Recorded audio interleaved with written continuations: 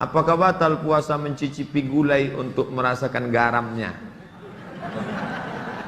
Mazhab Hambali mengatakan tak batal karena dia tak masuk ke rongga, tak masuk ke dalam, hanya di ujung lidah. Di ujung lidah ini ada perasa. Jadi teteskan. Maka tak batal karena tak masuk.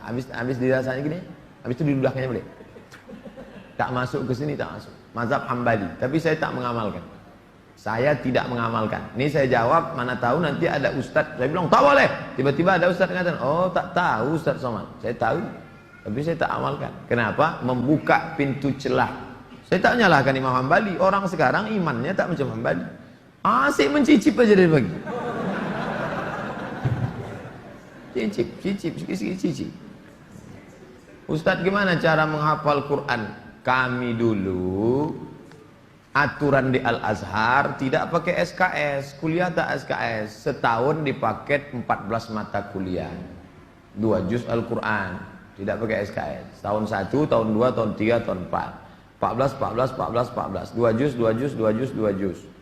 Jadi cara kami sebelum subuh dihafal dulu, satu halaman, sebelum subuh hafal 1 halaman, nanti ke masjid, qobliyah subuh baru diulang waktu baca tahiyatul masjid, itu dibaca, maka lama sholatnya karena mengulang setengah, 1 rakaat setengah diulang. Tahiyatul masjid, qobliyah subuh, duha, qobliyah zuhur, ba'diyah zuhur, dalam sholat zuhur, qobliyah asar. Nanti asar distorkan ke syekh, biasanya di tiang-tiang syekh nunggu ngapal. Siapa yang mau menghafal ngantri panjang, nyetorkan hafalan. Tradisi itu tak ada di Pekanbaru. Kalau di Mesir menyetorkan hafalan ngantri menjelang asar sampai maghrib, menyetorkan hafalan setengah juz.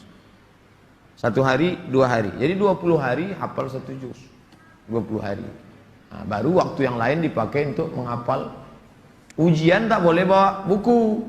Masuk ke dalam hanya pena saja, bawa kertas tak boleh. Kalau ketahuan mencontek, ditangkap, bisa dicabut, deportasi. Jadi kalau sudah deportasi, putus beasiswa, pulang tak dapat tiket, diusir dari asrama, malu. Karena dulu sebelum berangkat udah kenduri motong kambing. Jadi tekanannya tinggi. Jadi ketika saya pulang, saya terapkan sistem itu. Tak boleh nyontek. Semuanya menyontek. Akhirnya saya berpikir, gimana supaya saya buat 10 soal. Buat 10 soal, bagi. Boleh nyontek Pak? Silakan. Oh kok lain soalnya? Lalu tahu dia. Saya masih muda Ustadz, ya kelihatan dari tulisannya. Saya menyukai seorang akhwat. Alhamdulillah. Sempat antum suka ikhwan? Masuk antum yang 144 di. Apa yang harus saya lakukan Pak Ustadz? Kalau untuk meminang sekarang saya tak bisa karena masa kuliah. Saya nggak mau pacaran, tapi saya takut nanti akhwat yang saya suka ini diambil orang. Apa yang harus saya lakukan Pak Ustaz? Antum datang ke orang tuanya, Pak, saya mau minang anak bapak. Kapan kau nikah? Ya setelah selesai kuliah lah. Semester berapa sekarang? Baru daftar Pak.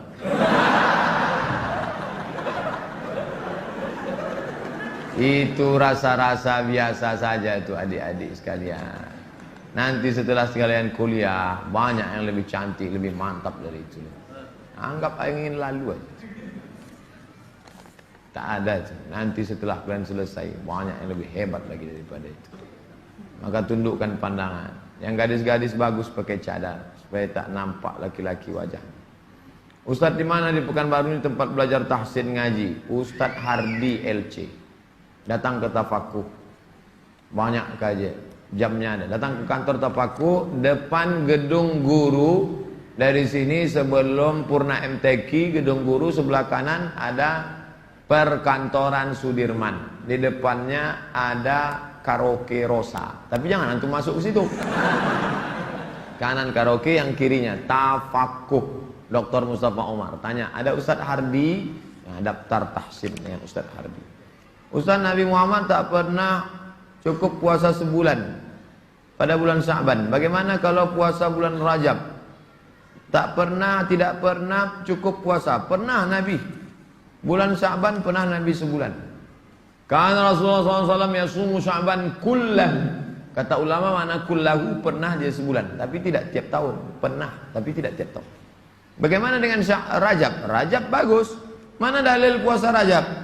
Wa minal hurumi fasum. Berpuasalah engkau di bulan-bulan haram. Bulan haram itu Zulqa'dah, Zulhijjah, Muharram, Rajab. Dalilnya umum. Ustaz, gimana biar istiqomah sholat di masjid? Begitu sedengar azan langsung bangkit. Karena waktu azan berkumandang setan lari tunggang langgang. Wa 'alaiha duratun sampai terkentut-kentut. Begitu terdengar azan, Allahu Akbar, Allahu Akbar, bangkit langsung berangkat. Jangan antum santai nanti aja lah. Menunggu iqamat. Oh enggak, langsung berangkat langsung ke masjid. Intizarus shalah ba'da shalah. Menunggu sholat. Paksa-paksakan sampai dia mendarah daging sehingga kalau tak sholat meleleh air mata antum. Itu baru terasa manisnya sholat jamaah. Apa saja penyebab rezeki dihambat Ustaz? Kami sudah kerja potong panting tapi hasilnya selalu kurang, malah hutang tambah banyak. Banyak berdoa kata Nabi pada orang yang dililit utang, Allahumma inni a'udzubika minal hammi wal hazan wal ajzi wal kasal wal jubni wal bukhul wa dhala'id daini wa ghalabatir rijal. Berusaha. Kalau engkau belum diberi Allah husnuzan pada Allah, tak sulit bagi Allah menyehatkan Ayub, tak sulit bagi Allah menyelamatkan Yusuf, tak sulit bagi Allah membuat Ibrahim punya anak Ishak, tak sulit bagi Allah menolong Muhammad sallallahu alaihi wasallam. Dia hanya ingin menengok engkau terus berusaha dan berdoa. Bagaimana hukumnya dalam perjalanan menuju kajian Ustadz? Kami melaksanakan sholat maghrib di jalan. Setelah selesai sholat kami tak berzikir dan langsung melanjutkan perjalanan. Bagaimana itu Pak Ustadz? Sambil naik kendaraan itu kalian berzikir.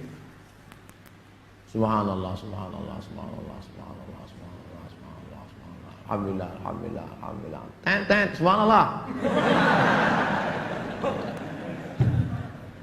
Alladzina yazkuruna Allah qiyaman, berzikir waktu tegak, wa qu'udan, waktu berjalan, waktu duduk, wa ala junubihim, waktu berbaring. Zikir tak boleh putus. Karena mau cepat takut terlambat. Assalamualaikum warahmatullahi wabarakatuh. Tetap ba'diyah rawatib. Habis itu berzikir. Tak ada halangan. Ustaz, bila kita mempunyai masa lalu yang suram, apakah harus diungkapkan atau tidak pada calon suami istri? Dosa apabila tidak diungkapkan, tidak dikasih tahu. Ada keterus-terangan yang membuat hati orang luka. Tapi ada suatu yang antum sembunyikan bisa berefek hukum. Inishtarata saiban, inishtarata bikran. Kata Imam Ibn Taymiyah dalam kitab Majmu' Fatawa, dikutip oleh Imam Sayyid Sabiq dalam Fikih Sunnah.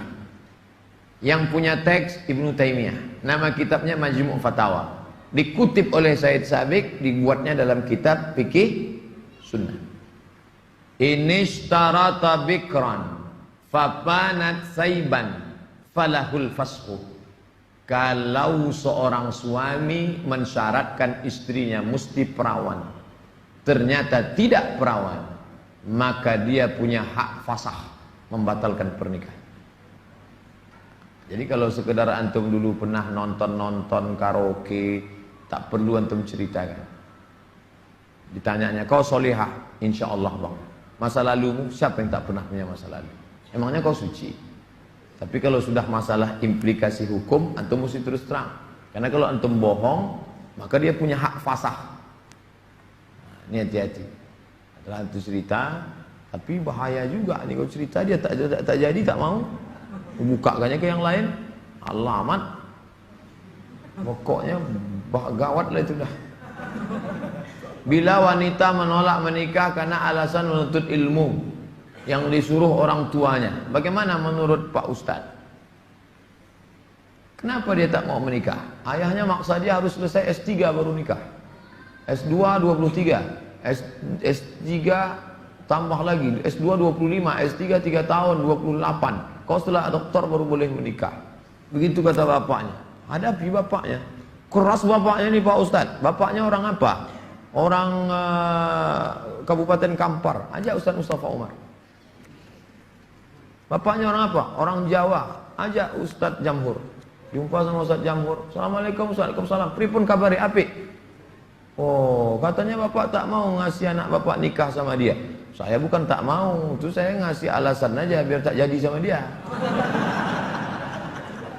Ini orangnya baik pak, baik orangnya, sopan.